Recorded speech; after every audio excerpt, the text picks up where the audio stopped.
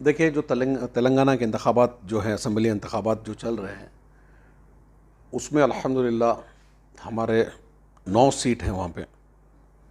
और इंशाअल्लाह जिस तरह हमारे सदर बैरिस्टर असदुद्दीन ओवैसी साहब ने कहा है, इंशाअल्लाह हम सारे 9 के 9 सीट इंशाअल्लाह हम जीतेंगे।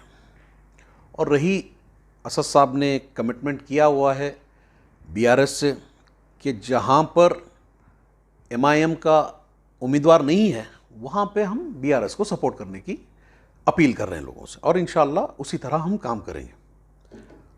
और हमें पूरी उम्मीद है इंशाअल्लाह तेलंगाना की आवाम से और खुसूसन हैदराबाद की आवाम से, ये हमारी उम्मीद है कि इंशाअल्लाह इस बार भी अल्हम्दुलिल्लाह सुम्मा अल्हम्दुलिल्लाह इंशाअल्लाह मजलिस इत्तेहादुल मुस्लिमीन को उसी तरह से जीत मिलेगी और इंशाअल्लाह उससे बेहतर जीत मिलेगी इंशाअल्लाह। ऐसा लग रहा है इस बार कांग्रेस और बीआरएस के बीच ही मुकाबला चल रहा है, अगर रियासती सतह की बात करें जी 119 सीटों में जी।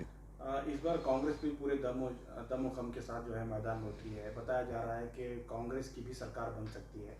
अगर कांग्रेस की सरकार बनती है तो एमआईएम का किस तरह से रिएक्शन रहेगा? क्या एमआईएम कांग्रेस के साथ अलायंस कर सकती है? पहली बात देखिए, एक बात मैं आपको वाजे कर दूं, ये जो कांग्रेस का जो सपना है तेलंगाना में सरकार बनाने का, ये तो होने से रहा। इंशाअल्लाह इस बार भी केसीआर की ही सरकार बनेगी इंशाअल्लाह, और इंशाअल्लाह हम उसकी पूरी तायीद करेंगे।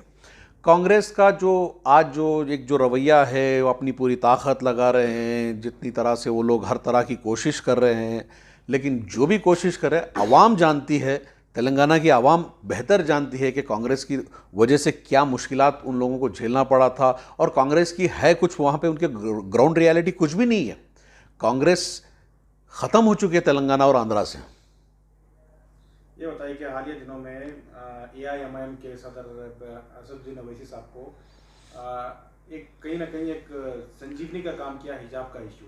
तो रिसेंट में एक हिजाब पर पाबंदी की एक सर्कुलर आया था, जिसमें केई की तरफ से ये बताया गया था कि अपकमिंग जो एग्जाम्स हैं उसमें हिजाब पहनकर नहीं आ सकते। हालांकि हिजाब का नाम नहीं लिया गया था, लेकिन हिजाब पर एक तरह की पाबंदी थी जी आखिरकार उनके ट्वीट के बाद में जी जी जी जी जी। एग्जामिनेशन अथॉरिटी ने उसे वापस लिया, यानी कि अब हिजाब पहनकर इम्तिहान दे सकते हैं। देखिए, इसमें 2 चीज़ें बताता हूँ मैं। पहली बात, आपने एक अल्फाज का इस्तेमाल किया संजीवनी। जिस तरह संजीवनी के बारे में हिस्ट्री है कि उस पेड़ से लोगों की जान बची थी, किसी की जान बची थी उससे, तो मैं आपको एक बता दूं, इस भारत के लिए आज की तारीख में इस भारत के लिए असदुद्दीन ओवैसी साहब एक संजीवनी ही खुद है, क्योंकि उनकी एक ही आवाज़ है। मुल्क के अंदर आज कहीं पर भी जुल्म होता है, कहीं पर भी हुकूमत की तरफ से हुकूमत की तरफ से जो हरकतें होती हैं, जो आवाम के ख़िलाफ़ जाती है, उसके लिए आवाज़ उठाने वाली सिर्फ़ और सिर्फ जो ज़ात है वो सिर्फ असदुद्दीन ओवैसी साहब की है। और हिजाब के बारे में मैं कह दूं, देखिए कर्नाटका की गवर्नमेंट, जो आज प्रेजेंट गवर्नमेंट सिद्धरामैया जी की जो गवर्नमेंट है, इनका एक दोगलापन चल रहा है। इनका दोगलापन ये है, आपको ये पता होना चाहिए, इसको मैं I will just take it little, आपको 25 तारीख 27 तारीख को लेके जाऊंगा। हिजाब इन्होंने फर्स्ट टर्म एग्जाम में इन्होंने अलाउ किया था, सेकेंड टर्म का एग्जामिनेशन डिक्लेयर कर दिया था। उसी टाइम पर एक मामूली हिंदुत्व के कुछ लोग, मैं बताता हूं कुछ लोग, गिने चुने लोग, जिसको बोलते हैं हम सिंगल डिजिट लोग, सिंगल डिजिट में जो लोग खड़े होकर एक प्रोटेस्ट करते हैं, कहां पर? फ्रीडम पार्क में, जहां पर मीडिया 2 गुना मीडिया थी, जितने लोग खड़े थे, जहां 8 से 9 लोग थे, वहां पे 20 लोग मीडिया के थे, 50 से जायद पुलिस वाले थे। सिर्फ इतनी छोटी आवाज के लिए हुकूमत डर गई और उन्होंने इनडायरेक्ट वे में हिजाब के ऊपर अटैक किया। अब जबकि बैरिस्टर असदुद्दीन ओवैसी साहब ने आवाज उठाई, मजलिस इत्तेहादुल मुस्लिमीन की जानिब से, बेंगलोर के शहर के जानिब से हमने यहां से आवाज उठाई, तब जाकर इन्होंने वापस लिया है। कल वो भी रात में मिडनाइट में उसको वापस लिया गया, वो आज लोगों ने पब्लिश किया हुआ है। ये क्यों दोगलापन करते हैं? क्यों आपके पास इतनी, जब आप हमारे पास वोट मांगने आए थे, कर्नाटका की रियासत कर्नाटक के शहरियों से, जब आपने आकर आवाम से आकर आपने जब वोट मांगा था, आपने बोला था कि हम माइनॉरिटीज़ का हक देंगे, हम दलितों का हक देंगे। सब हक कहाँ है साहब? हम अभी भी लड़ रहे हैं। हाँ, कोर्ट में केस चल रहा है हिजाब का। जो बच्चियां जो आज भी स्कूल कॉलेजों में हिजाब पहन के नहीं जा सकती क्लासरूम के अंदर, वो आज भी चल रहा है।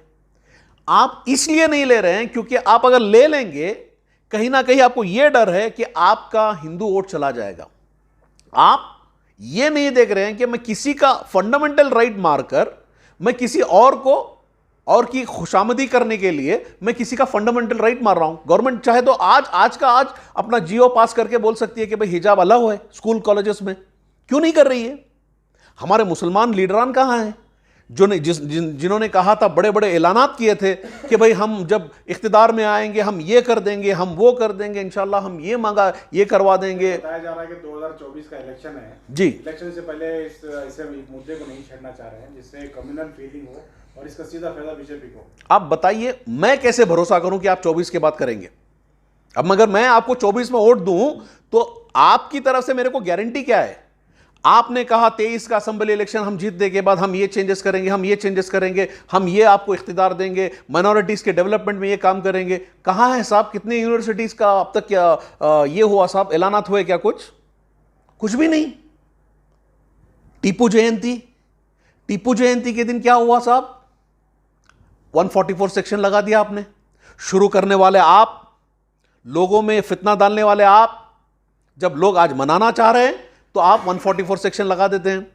टीपू यूनिवर्सिटी का क्या हुआ साहब? हमारे जो सो कॉल्ड लीडर्स बड़ी बड़ी ऐलानात फिर रहे थे इलेक्शंस के टाइम पे कि हम बना देंगे, ये कर देंगे, वो कर देंगे। अभी तो 6 महीने भी नहीं हुआ था, साल का तो वक्त देना चाहिए था साहब। मैंने नहीं पूछा आपसे कि बन गई क्या उसके अलॉटमेंट हुए, जगह डिसाइड हुई, कौन सी कॉलेज आ रही है उसका डिसीजन हुआ, क्या क्या कोर्सेस आ रहे हैं उसकी डिसीजन हुआ।